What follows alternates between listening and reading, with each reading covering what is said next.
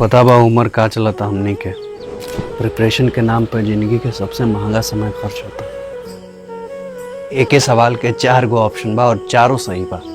ब्याह कब करबा, मर जाइब तब करबा, तैयारी कब ले करबा।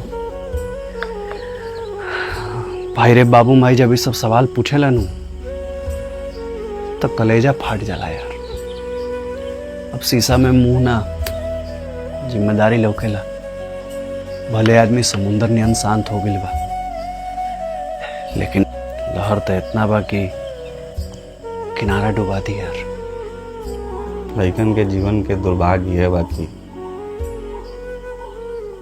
सब चाहिए क्या है।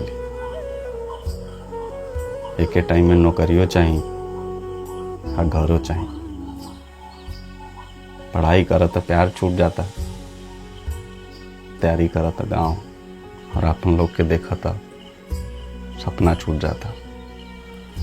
अरे जीत के घर अइला के बाद भी काम हो जब सब छूटिए जाता।